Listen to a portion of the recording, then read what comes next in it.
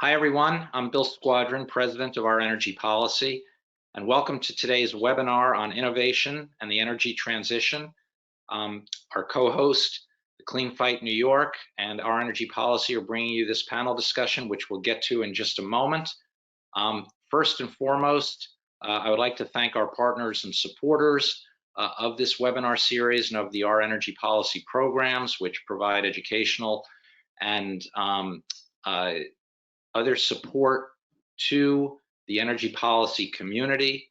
All of our partners that really range across the entire energy spectrum are committed to bringing together diverse views in a substantive and civil way to explore all of the difficult energy policy issues we have, and then making that available as a resource to policymakers, to the media, and others who are working on these critical issues. So we're very grateful to our partners for this.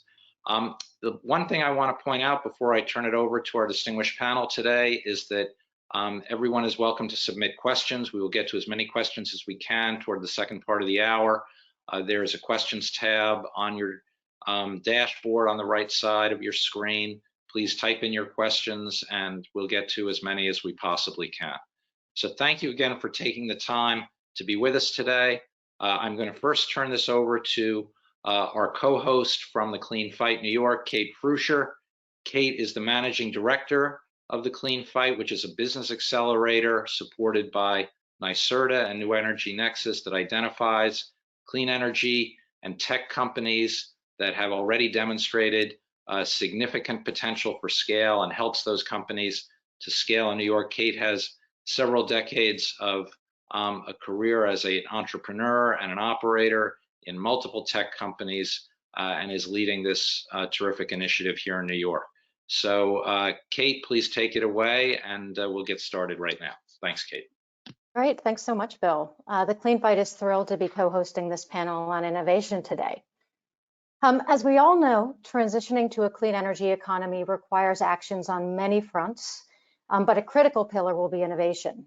While a lot of the technology we need already exists, like efficiency and renewables, as the IEA pointed out in its most recent report, without a major acceleration in clean energy innovation, net zero emissions targets will not be achievable. Large portions of emissions will require the use of other technologies, and innovation is the key to fostering new technologies and advancing existing ones. In some parts of the world, like New York, where I sit, and in other parts of the US, a strong ecosystem has already developed to support innovation in the earliest stages, turning ideas into prototypes, getting early products financed and into the hands of customers. But ours is a global challenge, and this type of ecosystem is really needed everywhere. It would be great if there were a simple solution or a single solution to putting the world on a sustainable path, but our energy systems are more complex than that, and solutions must be tailored to local needs. New Energy Nexus, the Clean Fight's parent organization, is an international nonprofit that's working on a global approach, supporting diverse clean energy entrepreneurs around the world with funds, accelerators, and networks. But innovation is also about more than early stage invention. If we are to be successful, we must accelerate the adoption of new solutions as they grow in maturity and prove there is both demand and impact. We need to develop effective ways to support companies through their later stage challenges, through the valleys of death, where they have good initial traction and things are going well, but companies don't have the proof points yet or the type of product that big institutional VCs generally like to see. Or a little later, where in order to achieve broad adoption and scale, they need to land big customers with signaling power and often need to adjust their financing and org structure and general ways of operating in order to support fast growth.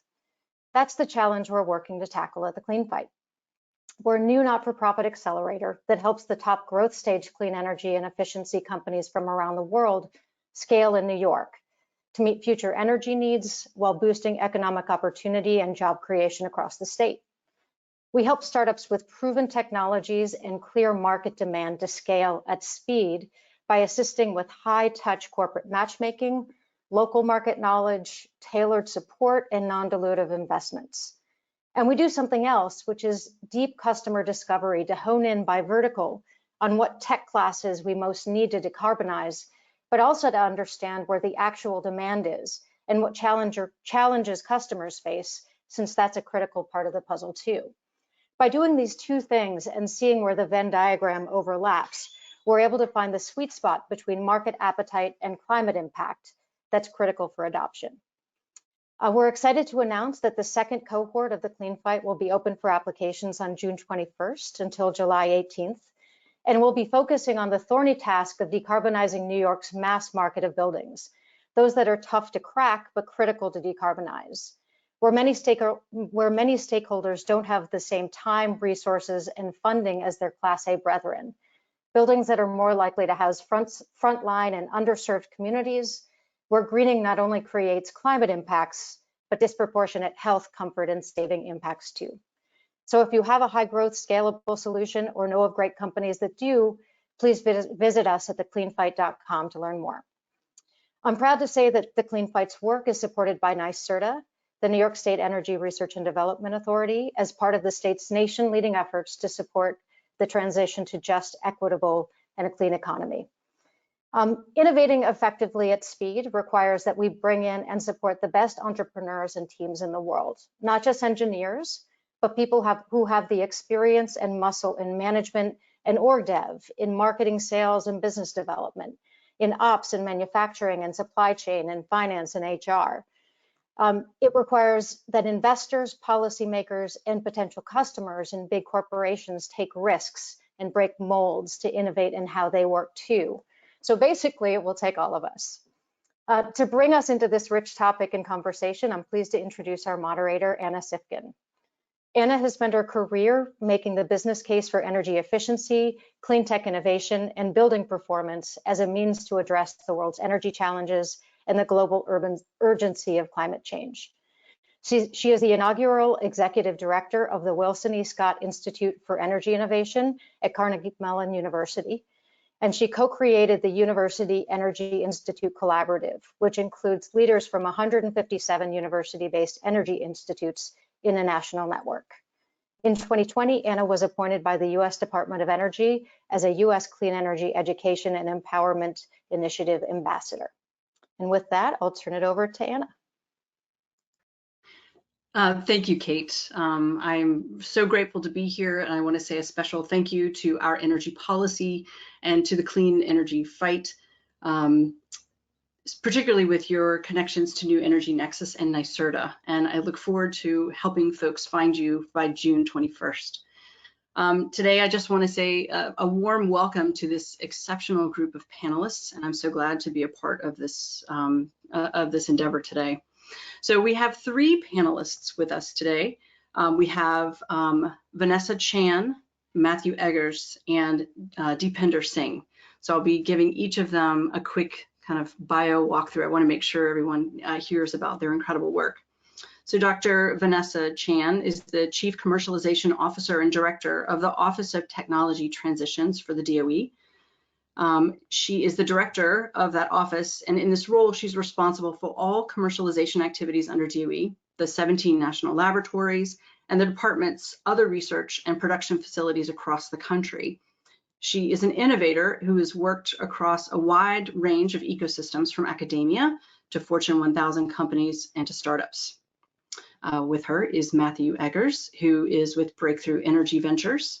Matt is a technology and business leader with experience across sales, marketing, finance, product, and operations. So before joining Breakthrough Energy Ventures, Matt was the vice president of Yardi Energy at Yardi Systems, where he led the energy and high-performing buildings division. Prior to Yardi, Matt was vice president of North American sales at Tesla and was also VP of operations and software product management at Sunrun. And last but not least, we have Deepinder Singh, who's the CEO at 75F. So after having designed some of the world's fastest core networks of tier 1 service providers like AT&T, NTT, and Verizon, he has 25 years of experience in electronics and computing, and he's brought a wealth of embedded products to the market. So his key goal in every endeavor is to simplify operational complexity and make products intuitive. So thank you all for being here this morning. Great to be with you. So I want to start with a question that's really for all of you. And I want to get your thoughts on the general state of energy innovation in the United States. So are new technologies moving quickly enough through the R&D phase to widespread commercial deployment in order to make meaningful change towards climate goals? And I'm going to start this morning, Dr. Chan, with you. And then how about we'll have Matt and then Deepinder speak on this topic. So first of all, thank you to the organizers for having me, and glad to be here to have a very important conversation with the fellow panelists. You know, it's something where I would say things are never moving quickly enough. We have really ambitious climate goals, and we really need to fulfill those. And so I want to always move faster in order to help us drive those. And so I think that's really what we're trying to do here over at the DOE, is to help ensure that the technologies that we're investing in our labs, as well as in the broader ecosystem, are making it to market. And I think this is one of the reasons why the Chief Commercialization Officer role was created. It was put into statute of December of 2020, and the Director of the Office of Technology Transitions was put into statute 6 years ago. And so I really think it is a push by the U.S. government to have my team really helping to drive to that commercialization and to do it as fast as possible. And Matt. Okay. So are we moving fast enough? I mean, I think the story here is mixed. I think the pace of innovation, if you would ask me if we'd be where we are now 3 years ago or 4 years ago when Breakthrough Energy Ventures was starting, I would have said no. You know, it's really come a long way. And I think when people look at the UN Intergovernmental Panel on Climate Change, the forecasts and stuff, I think we can largely agree that RCP 8.5, the worst one, is sort of off the table. That we're making enough progress that we're not going to get there unless things go completely off the rails. So there's some great news there. But you know, are we moving fast enough? Certainly not. We could be moving a lot faster, and I'm sure we'll talk in additional questions about why and how. But we're still on track for a climate disaster. We still have terrible air quality in many places all over the world that's harming kids and adults alike. You know, there's so much we could be doing to be improving human civilization and protecting ecosystems through this kind of innovation that's not happening yet. So, you know, we need more.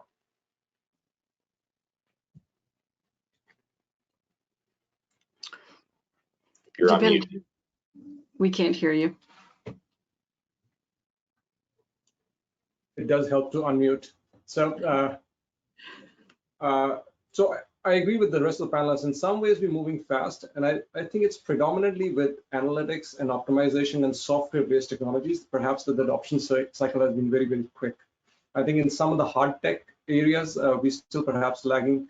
I think probably the wins that have come are really around renewable in terms of the energy production side, but I think in terms of efficiency and what we could do with some of the hard tech technologies which are really required to truly get us to the point of sustainability, I think we have a little bit more to go. And maybe I think this would be up for Vanessa. She's there as part of the commercialization office. I think the DOEs has always been one of the catalysts in helping promulgate that adoption. So Vanessa, let's actually ask you a question kind of along those same lines. Can you talk about your work at Department of Energy and the government's role in developing new technologies and advancing deployment? So what's at the heart of some of these issues? Well, look, I'm like a kid in the candy store because I've been working on commercialization for decades, and now I get to, you know, peer under the hood for DOE and the things that we're doing here. I think the key thing and the mission of my office is to drive to commercial impact. And one of the things that's really important is to really understand what commercialization is, because I think it's one of the squishy words, which means a lot of different things to a lot of different people. And the way I think about it is when you're trying to commercialize, you're taking an idea, which oftentimes may be coming from the lab, and trying to drive it all the way to market. To do that, you have to smoothly move it across the R, D, D, and D continuum. So you have to go from research to development to demonstration to deployment. Now, to get there, you know, in my experience, the way in which people do commercialization is often backwards. You start in the research and you do it and you hope that you can get to deployment. The way I normally do it is I actually flip the whole thing.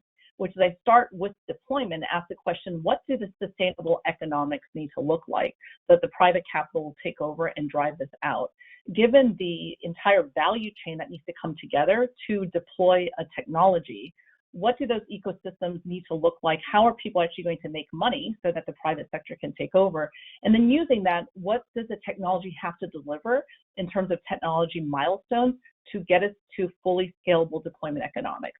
And so really that's part of what I'm doing right now, is trying to get the ecosystem to think backwards in some ways, which is let's start with deployment economics, go back from there. Where do we have to actually get the technology so we can get to where we need to get to?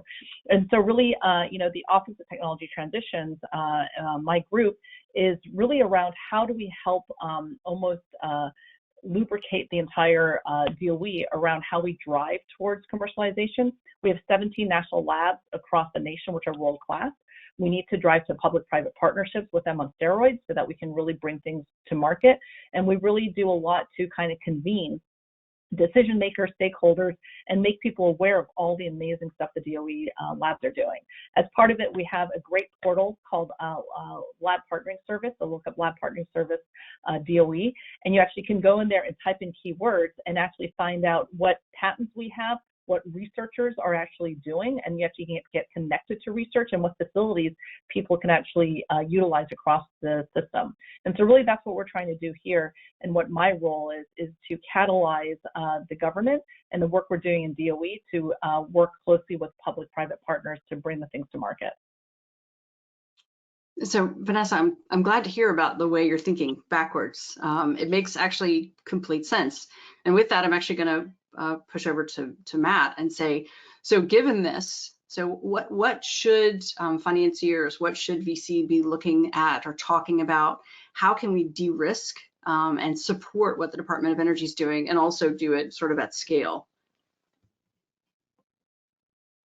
Yeah, good questions. Well, first let me say that for this question and the others, I'll just speak for myself, for my own opinions, try not to speak for all VCs or even for Breakthrough Energy Ventures itself. But just, in my view, we need companies to focus on hard problems, and Breakthrough in particular tries to look at really big problems, so things that are where the solutions could yield half a gigaton of annual emission reductions. I don't necessarily recommend that for all investors or all entrepreneurs. There are so many problems to solve, and I think people should focus on wherever their skills and interests lie and solve those problems. But to get that done, we need capital, we need founders and talent, we need knowledgeable investors to allocate between the two. And then we need core innovation that sometimes comes from within the climate tech world or comes from outside of that world. Deep and his company is utilizing cloud-based computing and machine intelligence and all sort of stuff that's being invented elsewhere and then perfected and used in these particular applications. And what's wonderful is I think all of that is really cranking right now. A few years ago, I used to worry about who was going to do the B and C rounds of our companies. DOE through ARPA-E and things like that might get things started. There were a few seed funds, Breakthrough Energy Ventures started investing and so forth. But man, when you got to the B and C rounds and companies needed 20, 30, $40 million, that kept me up at night. And now, I see traditional venture capital funds, hedge funds, private equity franchises that are huge and have been around for a long time, raising climate tech funds, stepping in to do these deals, as well as big corporates that are writing large checks that see that they need to get competitive in these areas. And it's actually getting competitive. It's getting competitive to win these deals, which is it's just exciting. And do we need more? Absolutely. All places of those. DOE is really helping on those initial technologies that might be too early for funding. And we need more great founders and great talent that see this area, folks like Deep that come in and start companies. But I think as the ecosystem continues to grow, we're seeing this positive flywheel. As the capital is available, more founders see it and they come in and start companies. They get funded, and then the later stage, they're successful, and the later stage investors are stepping in to keep funding them. So I hope that it continues to accelerate. We need 20 more breakthrough energy ventures and similar funds. But I'm very enthusiastic about the progress. Well, speaking of talent and exceptional founders, Deep, I'd love to hear more about 75F.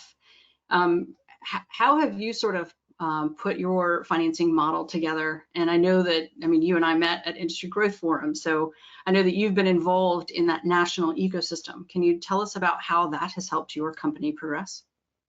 It's an interesting question, Anna.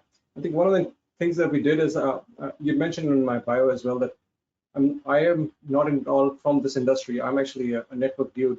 So I happened upon this industry very orthogonally. It's just kind of weird. My daughter was one, by the way, and we moved her into her own bedroom, and she would wake up in the middle of the night crying. And I found it's because the temperature in her room was dropping about 10 degrees at night. So as a self-respecting engineer, I quit my job to fix the damn problem, which is why we happen to be talking today. So as I embarked on this journey, I think but this is my 6th startup that I've been a part of, right? So I've always been on the technology side, first time I'm the CEO. But as I embarked on this journey, one of the key things that I wanted to do was make sure that we got money that actually was accelerated to us, not just in terms of just the financing, but also in terms of other tactical and strategic benefits. So the very first person that we actually took money from was Jay Schrankler. He was the president of Honeywell. So he moved on from Honeywell, but he saw the technology and what it could do. So we tried to get some very, very marquee folks to invest in us, or folks like Steve Case, who had started AOL, right? And that was on the angel side. And as we progressed, I think we were pretty strategic, and then we ended up getting money from the Clean Energy Trust. And then, of course, from very, very strategic partners like CI Climate Initiative and Breakthrough Energy Ventures, which basically cements in some ways, I think, we talked a little bit, Kate was talking about this as well, that you need proof points. I think in terms of, in some ways, this industry tends to be very, not very accelerative or not very adoptive of new technologies. So what you really need is a marquee investor or a marquee customer, right? So we had the marquee customers. What we really wanted to do was get the marquee funds to invest in us as well, so we could actually get that stamp of approval. And one of the interesting things is that when you go with BEV, there's not just the technical due diligence, financial due diligence, but there's also a very large lead up to that, which is the technical due diligence to meet that 0.5 gigaton metric that they have. Right? So they really do a very thorough job in investigation, in figuring out, is that truly based in systems and facts as opposed to something which might be more flash. Right? So I think kudos to those folks, but I mean, that was one part of our strategy, was to get the stamp of approval in addition to the money. Right? It is a harder job, it's probably a tougher road, but I think it bodes well for us. And I think one of the things that we've seen is that whenever we go, Matt talked about this, the BNC financing, it's kind of interesting, Matt. I think one part of it is it's the portfolio companies that have the BEV stamp of approval, they're more likely to get that BNC. So we've seen that follow through all the time. So it's been good. So Matt, any follow up to that on the BNC part? Is that true? I think so. I mean, I'd like to think so. You know, I think it has been true. I think BEV, you know, took a unique approach from who it hired and the way it diligences companies. But I think there's other emerging investors who are great investors now too, who are also providing that sort of validation. Yeah. So another question, and by the way, all of you in the audience are encouraged to send in questions as well. We'll get to those towards the end. A question about, and I know we mentioned the name of a big company that Deep, you were working with. So do you think that the next big innovation is going to come out of a big company, or will it be a startup? And it could be a combination of the two, but I'd love your perspectives on where you see some of those sort of next breakthrough technologies coming from. And I will speak selfishly. I think most of the breakthroughs are probably going to come from the smaller companies. And I think it purely has to do with risk, right? When you're a large company, one of the key things is that you get risk averse. You cannot afford to make the same kind of mistakes that you can as a young company, right? As a young company, you may survive or may not survive, but at the very least, the only thing you can do is try. right? There's nothing intrinsic, there's no incumbency that you have to protect. So I think overall the risk culture is really the key thing. Many companies have really tried to set up their own innovation departments, but even then they still end up being part of the mothership. And I don't still think that they're working at the same risk profile that as a young company you can take. And in some ways, I think that's fine. The key advantage is that once you have the innovation perhaps comes from a smaller company. So think of it as an outsourced R&D lab, but the scaling cannot come from that. The scaling has to come from the larger companies being willing to take this innovation, which might have occurred outside, and then make it their own, either through basically doing a collaboration partnership or an acquisition. Either way, but because what happens is, end of the day, when you're crossing that chasm, I think Kate was talking about that as well, as this valley of death, as we call it. When you are going to cross that valley of death, one of the big advantages that the incumbents have, the large companies have, is the relationships that they have with the channel and the end customers, right? So they don't have to pass through the hurdle about the credibility gap. By the same token, they cannot violate that credibility gap, right? The credibility that they have built in, they cannot take the same risks and subject their customers to some of the issues that we have, perhaps, right? I'm being very candid over here, like the kind of failures that we have submitted and the pain that we've submitted to our customers, those that would not be appropriate for a large company and their customers. By the same token, we target people who are early adopters, right? So even our customer base is different. They're willing to take those risks for an advantage that they might get in terms of efficiency, in terms of being first to the block, in having an advantage in terms of the technology that we offer, right? So it's a different set of folks. I think in end of the day, perhaps the innovation occurs in the early part in the startup, smaller companies, and then it scales up, as I said, in the larger companies. So it is that idea of risk. So Vanessa or Matt, do either of you want to comment on that? I totally agree with that I think you need both. When I was an angel investor, it was funny because many of my startups would be chasing after VC and private equity money. And in reality, I was like, look, strategic money is actually oftentimes better, because with that money comes that entire infrastructure that Deep was talking about, which is absolutely critical for you to actually be able to commercialize things, because you can't, from scratch as a startup, build out that infrastructure on your own. You need the ability of the big companies to help you with that.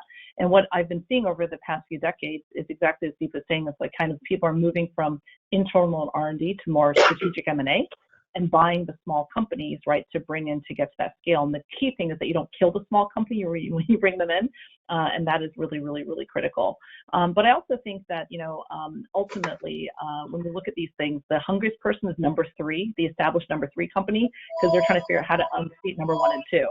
And so there's been many instances when number 3 is willing to go after some early stage technologies as a way to kind of leap over the largest incumbents. And so I think ultimately it needs to be an ecosystem, which is why here in the DOE we're thinking about public-private partnerships and what do we need to do to bring everyone to the table, because one company on its own, one agency on its own cannot drive to the breakthroughs that we need.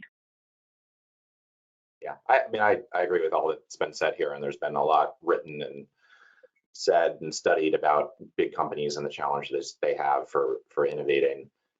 We recently invested in a company that had spun out of a large HVAC company, and the big company owned the tech for years, bought it, was excited about it they bought it when it was a tiny little startup, owned it for years, grew it to 100,000 in revenue, just didn't know what to do with it, and eventually spun it out. Now the company's growing really fast, and my estimate is it'll probably have 100 million in revenue in a few more years.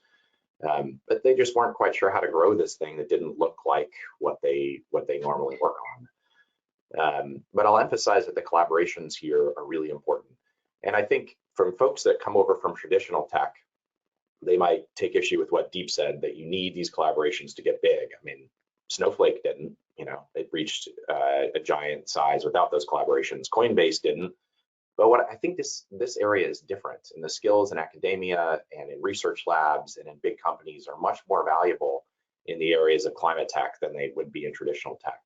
So why? Well, first, making stuff is really hard. I mean, who's heard Elon Musk say they were going into production hell? And read about all the tough stuff that Tesla was going through making those cars. He was sleeping on the floor. That's not uncommon in when you're actually building real things. But you never heard about the founders of Instagram saying, oh my God, we're going through production hell. We're going to be sleeping on the floor, you know, constantly messing with our servers to keep them from crashing when people look at their pictures. There's also different risks with the things that we're dealing with in climate tech. If a new vehicle technology fails, or you know, Deep's technology takes down a building's air conditioning system, or a food supply chain goes down, tens of billions of dollars can be lost, and people can die. I mean, these are very important systems that we're all working on, the utility grid, all these sorts of things.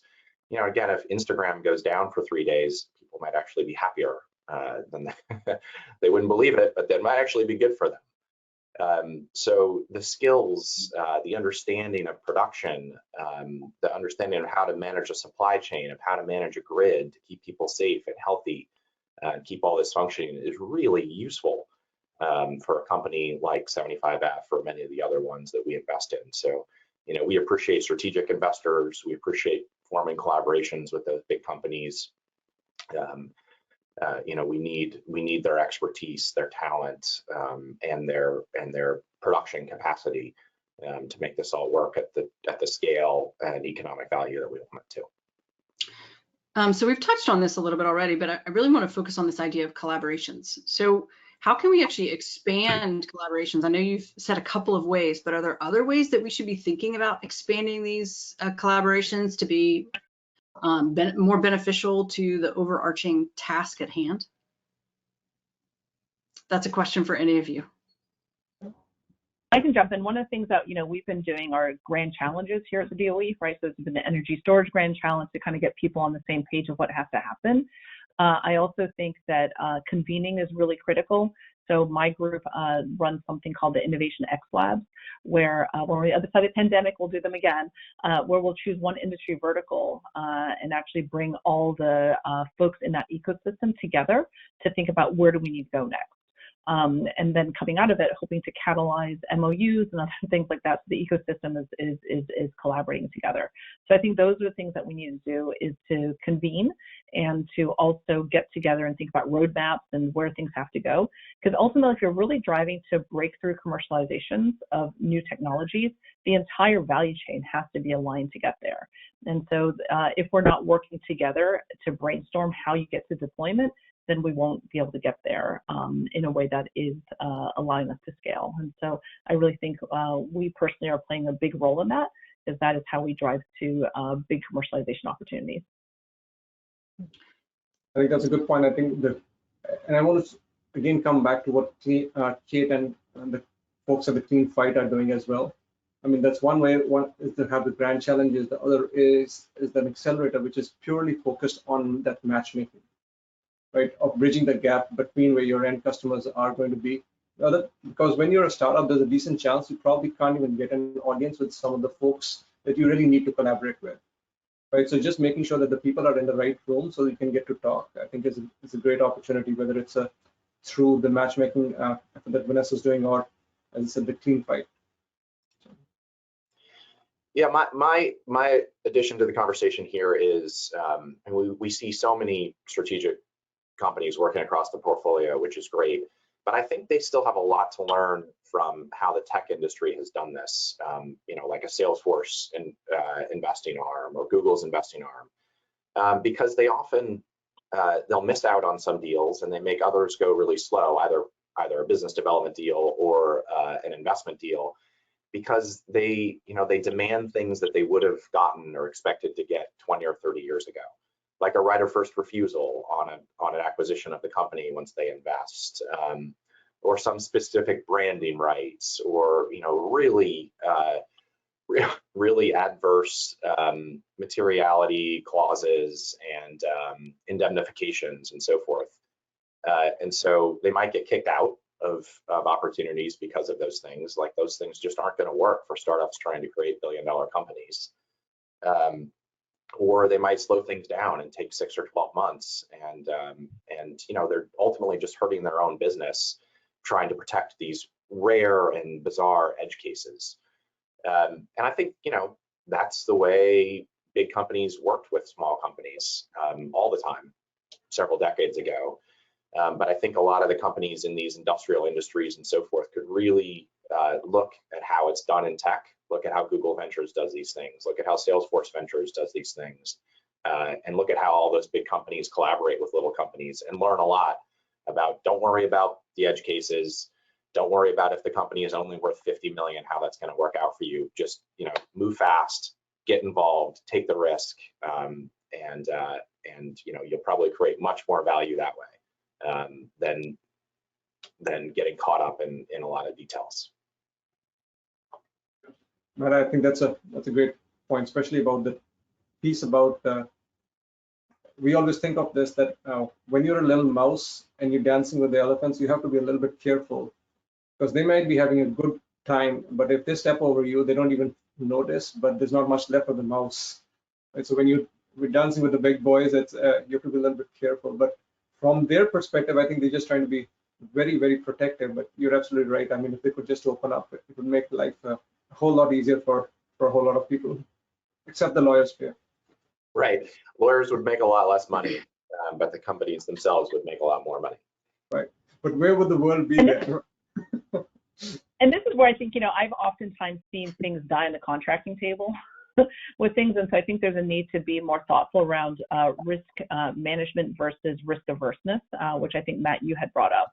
And, I've seen this time and time again when, people are playing with the big girls and, they're like all worried that, they're going to be given contracts that are going to really hurt them.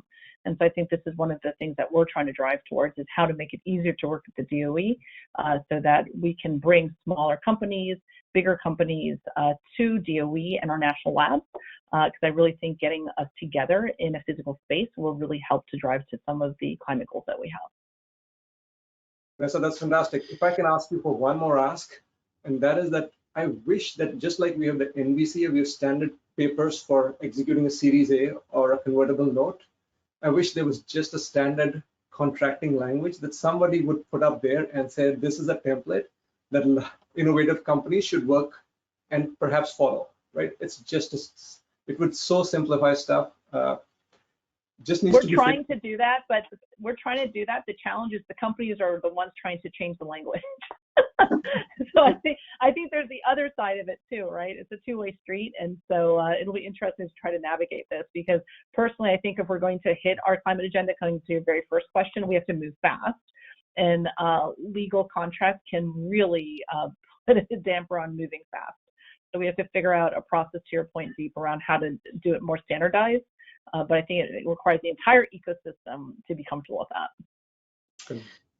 So I know we're going to have some questions from the audience, but I do want to make sure that we get in a question about major trends, and we already started talking about some of the barriers, but what are some of the trends, things that we need to unlock in the future? So how can we actually move the needle? So Deep, you just mentioned one. What are some other things that we should be doing to make sure that we're able to access the talent, the ideas, and the innovations in the future? My favorite trend right now is the fact that big companies now have chief sustainability officers, which is a role that did not exist 5-10 years ago. And big companies are making big commitments to climate goals, which they have no idea how to get to. And so for me, that is huge, because if the C-suite is now enabling someone to be thinking solely on sustainability, and what's interesting is I've seen double hats on these, where sometimes the CTO/Chief Sustainability Officer or CTO/Global Supply Chain Officer. And it's really driving the dialogue that needs to happen across the ecosystem.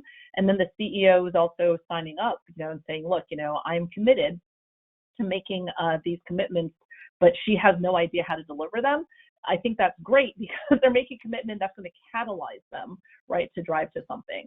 And so that's, I think, to me, the biggest trend, which I'm really excited about, is the big companies are making the commitments they need to help us get the nation to where they have to get to. I think one other thing, just to riff back on, and one other thing that I'm seeing as a organization are able to fix. Oops, sorry.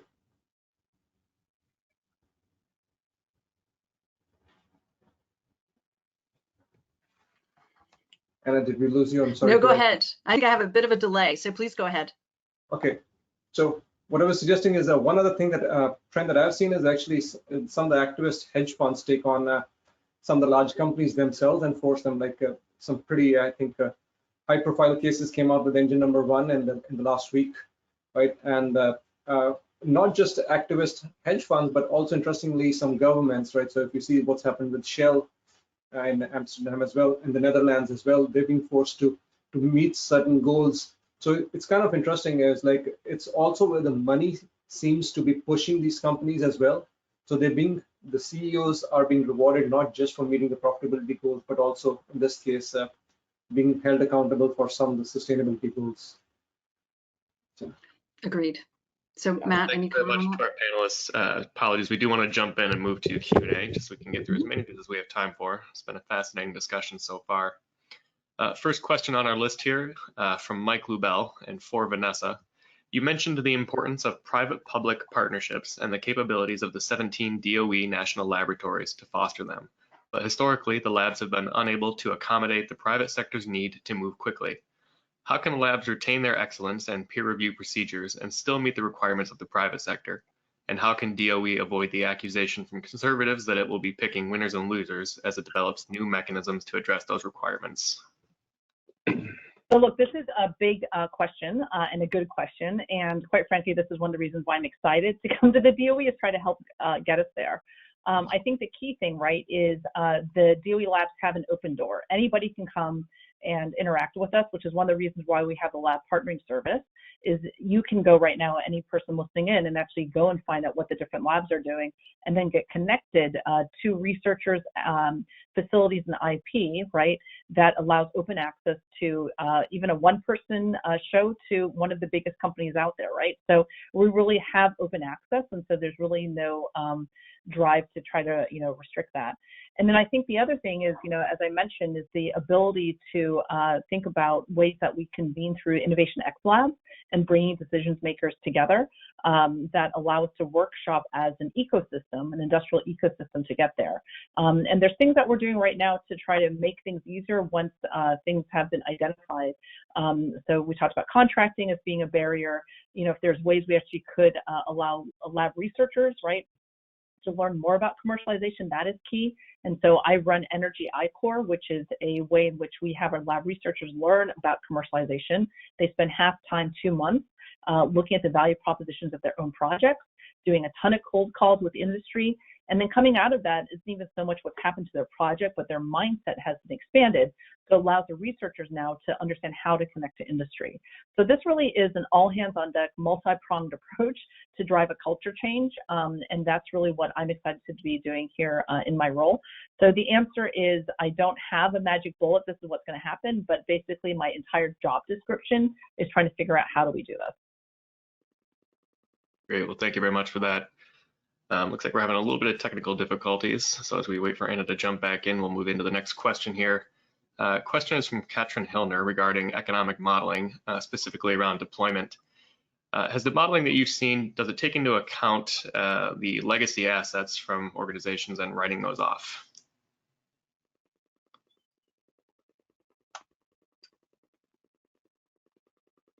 I can tackle that. So the answer is yes, you need to think about this, because when you think about ecosystem economics, there absolutely are sunk costs which have been completely paid off. And so oftentimes the companies, right, may not want to be trying to drive new technology, or it requires new capital investments. And I've personally seen that when I was leading the innovation practice, a lot of work with my clients around this challenge. And so the key thing, though, is oftentimes these assets are going to age or not as efficient. And so there's ways to look at the more holistic economics to understand how do you get to what you need to get to. But you need to look at this, because ultimately for an ecosystem to decide whether or not to privately put money to get to full-scale deployment, there is a need to be thinking about the way in which they are going to be financially impacted by any decision that's made. So obviously the sunk cost footprint is one thing one needs to think about. I just want to riff off that a little bit and think it's an interesting thing about the sunk cost. I think in some ways it's a fallacy. I think one of the things we find, at least in the layer that I am, we do automate buildings, and if you put in a software layer, you can get a high ROI, typically about 2 to 3 years, but your energy savings are not very deep, because you're using infrastructure which may already be aging and not be capable of the best algorithms or the best intelligence which is there right now. So the approach that we took was that we actually go in and, typically speaking, try to put in as much of a digital system, which includes things like the hardware, which measure the sensors, as well as the controllers. What that allows you to do is still end up having a payback somewhere in the 2-year period, but this time with much higher savings, right? So in terms of absolute dollars which are being saved, and the impact on the energy side is much, much higher. So obviously this works well if you can find a technology which has that very, very aggressive payback, like in our case, but it's just something that we've come across customers, and one of the things that we try to flip it around and is not just focus on what has already been sunk or what they've invested in, but what they can actually achieve and save. So. Great, well, thank you for that. Question for all our panelists, Kate and Anna included. What innovations do you currently see that are not getting sufficient financial backing at this time? And this comes from Gary Krellenstein.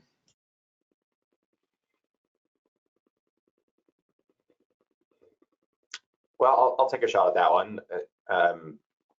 Based on what Deep just said, I think buildings is a space that's tough, that doesn't probably get as much investment as some of the other major areas of climate tech, nor does it get as much policy attention as I think it deserves. There's areas where we've got a long way to go. Jet fuel, for example. We don't know how the heck we're going to solve aviation. Cement, BEV's got a bunch of investments there, as do other folks, but we're still a long way from solving the cement problem, which is a massive GHG. Buildings, we've got a lot of great technology that we could be deploying in buildings right now that would reduce emissions very quickly and very substantially.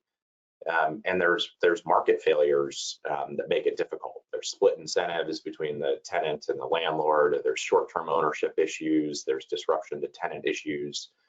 And man, this is something that I wish cities and states would focus more on, because they have a lot of control over it. The federal government doesn't. But there's a market failure there that, every time I hear a city announce, we're going to be 100% renewable by such and such date, I laugh, because I'm like, well, you actually don't have any control over that. So good luck. But what you do have a massive amount of control over is most of the emissions in your city probably comes from buildings, and you own the property codes, the property tax, the building permit process, and so forth. You could pass a energy efficiency standard that would make those buildings quickly decarbonize. Maybe that doesn't sound as sexy, but if more cities and states start to do that, I think companies in this space will grow even faster and more investment will flow into it. And it's all those technologies like Deep are NPV positive. There isn't a green premium we have to buy down right now. There's just market failures that make it difficult to do. So the investment will flow if cities and states solve some of those market failures. And I'll add to that, since we work right now in buildings, the biggest challenge we see is in non-Class A buildings, because there's actually a lot of positive pressure on Class A buildings, largely tenants and ESG funds investing in REITs and the like, that are pushing them to get better and better and better. There's a huge gap between those buildings and the rest of buildings. Multifamily in New York. I mean, these are the buildings that, or the Class B and C commercial. These are the buildings that are the real emitters, but they also operate on much thinner margins, and it's a very fragmented market. So it's harder for companies like Deeps to go after the market. I think in New York City, Local Law 97 and those sorts of efforts by municipalities, as Matt was saying, are very, very helpful. But I don't think that the non-Class A building stock has gotten enough attention, because if you do help decarbonize them, if you do create the right incentives, you not only get the decarbonization benefits, but it can be a real job creator. It can just create healthier, safer living spaces for tenants. So there are many ripple effects that you can get there if we lean into that. Yeah, I have to agree. I'm actually going to add an additional layer, which is connected buildings. So even in those, completely agree that we need to look at residential and sort of embedded carbon in products that are developed. So the entire life cycle, kind of upstream view of the products that go into those buildings. but construction waste, cement, I mean, it's the whole picture. So I'm not saying something new, but I definitely want to say that energy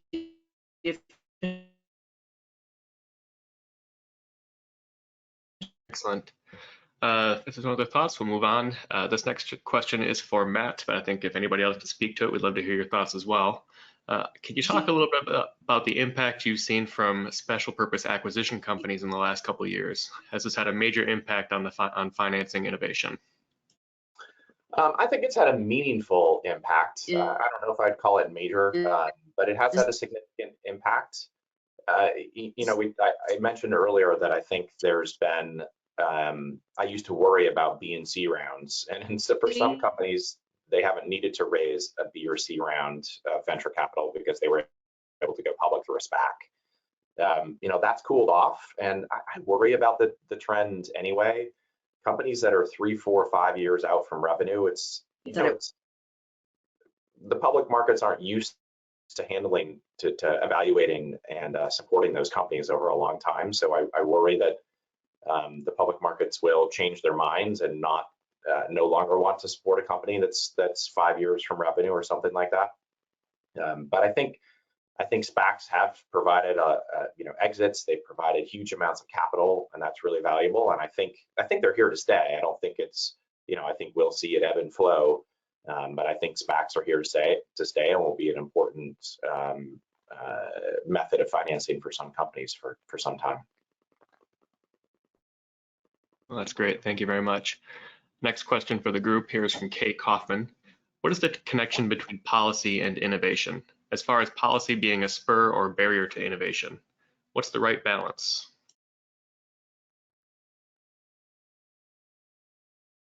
The answer to that is it depends.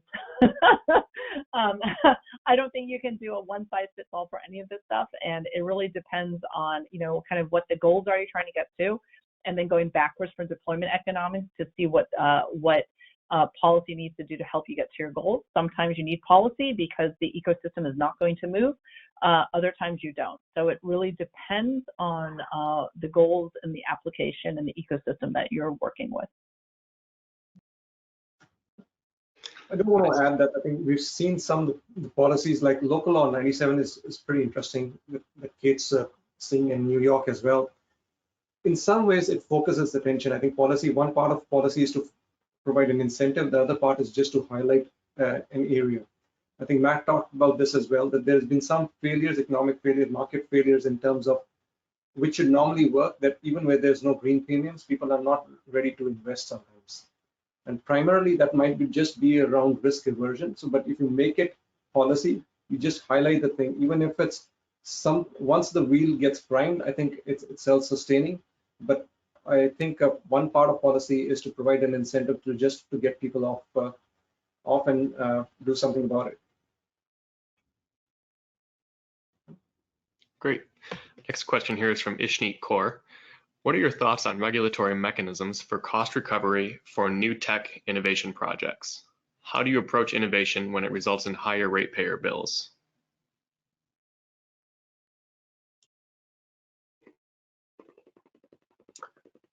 Well, I mean, I'll take a crack at that. I think, you know, sometimes there are things that lead to higher costs in the short term. Maybe they're ratepayer bills, and then they lead to lower costs in the long term. I think what we have to think about as a society is how do we protect the segment of society that can't afford even that short-term increase in order to have the long-term decrease, because they don't have the personal balance sheet, the personal cash flow to pay more in the short term, even though over, say, a 10-year period, they're likely to save significant money. Take heat pumps, for example. That's something that comes to mind when you talk about paying more in the short term. You know, that might be a more expensive initial capital upgrade. You know, maybe electricity is more expensive than natural gas in the short term. So as a society and a civilization, I think we need to figure out how to pay for those things for the people that can afford them, because we know it's best for everybody in the long term. We know that over the long term, no matter who has a heat pump, they're going to pay less for their cooling or heating. And we know over the long term, we need to solve that problem for climate change. and for air quality benefits. You know, if we included the health benefits from improved air quality in these things, you know, practically everything we could do on climate would be highly net positive value. You know, structures that temporarily ease the costs for a segment of population that needs it are the way to go there, in my mind. Thank you for the answer. We do have a question here from Jeffrey Eppink. How should a company that is working on a lower cost monitoring technology for carbon storage approach the investor community to get it up the TRL value ladder? And if we can make that more broad, what would be your recommendations for any aspiring innovators and how they approach the investor community? Let's see, how to approach the investor community. Whether it's carbon storage or anything else, you know, I think it's important to have a good team with good founder market fit. That's something that I like to think about is, you know, does this team have a good basis of knowledge to approach what they're working on? Although that's not always the case. And have they been really thoughtful about the technology and they understood the entire value chain of where it will fit? Have they done a lot of research on the supply chain and understand where the costs are, how they'll fit against competitors? And is it a truly innovative idea? Do they understand the problem that they're trying to solve and how their technology will fit into it? Do they understand how the distribution works in that market? So I like a real deep understanding of the problem and a deep understanding of the technology. You know, and that could be at a very early stage. That might be, you know, when you're a person or two with an idea, that might be all you have as you start to engage very early investors. And then, you know, there's lots of non-dilutive sources of funding that I recommend those companies go after. Vanessa represents a massive portion of that, and there's other government and state programs. Kate and NYSERDA represents a lot of that. So there are places they can go to get some validation and early funding before so they can make more progress before they really engage deeply with the investor community. Totally agree, and you know, I agree with all of this and that Matt just shared. You know, as a former investor, a lot of it is the team, and quite frankly, I don't even care about the presentations. How do they answer questions, and are they thoughtful around the depth of understanding how their value proposition fits into where the industry is going? And so going back to kind of my original things around going backwards, you need to start with the deployment economics. Go backwards from there and ask yourself, what is the incumbent technology today? Why is my technology so much better that it is going to make sense for the rest of the value chain? And then why is it my company in particular owns the linchpin to this entire ecosystem cracking open? So really start from the deployment backwards and then go. And then to the point Matt made, and we'll, you know, advertisement shout out, SBIR, SPTR are wonderful non-dilutive funding mechanisms. So if you don't know about this, Google it, and it's a great way to get some dollars to help you move through the TRL process. But I will caution you, I am not a huge fan of TRLs because I think sometimes it puts blinders on just the technology and you don't think about the market, the value proposition, the regulatory, all that stuff. So when I hear people talking about I need to move across TRL and they're not talking about things outside of the TRL system, I get nervous because moving across the TRL itself will not get you to full-scale deployment because there's a lot of other things that TRL does not consider that's critical to commercialization. So I also encourage you to think beyond TRL. Yeah, let me just also say too, when you're projecting where your technology is going to be, let's say you're developing a new battery technology that competes against lithium ion, don't say in 5 years we're going to be here and assume that lithium ion is where it is today. I see that all the time and I'm like, oh, you know, all those other technologies are getting better too. So if you're going to go to market in 3 or 5 years, you got to project a huge improvement in whatever you're competing against in 3 to 5 years as well. So I hate to jump in here because this has been such a tremendous discussion, but unfortunately we're out of time and I have to, but I just want to thank Kate, my co-host, Clean Fight New York, for today. Thank all of our panelists. I mean, just incredible insights and observations. Vanessa started off with talking about working backwards from a deployment ecosystem rather than starting from a technology in search of a market or a business. I mean, that lays the groundwork for such a different way of approaching this. And Deep, your points about risk aversion versus risk taking, I think have such incredible relevance to sort of thinking about how this all works. And I will say, Matt, I'm going to use something you said as a tease, because your point about real estate and commercial activity in municipalities, we have a one-on-one conversation coming up in a couple of weeks with a major energy CEO that I encourage all of you in the audience to join us for, and that will include talking about how cities are dealing with these issues around real estate and net zero. So thank you for helping us tease that. And finally, Anna, thanks so much for your terrific moderating of this discussion. I want to thank all of our partners once again for their support. Thank the audience, thank all of you for taking the time to join us today. I encourage you not only to join us again, but to use the Our Energy Library on the OEP website, which has all kinds of resources that tie directly into the conversation we had today, as well as to all other areas surrounding energy policy as you're working on your particular projects or research or issues. We hope that that can serve as a resource for you. So once again, thanks to all of you today. Stay well, and we look forward to seeing you again soon. Have a great rest of the week. Thank you. Thanks.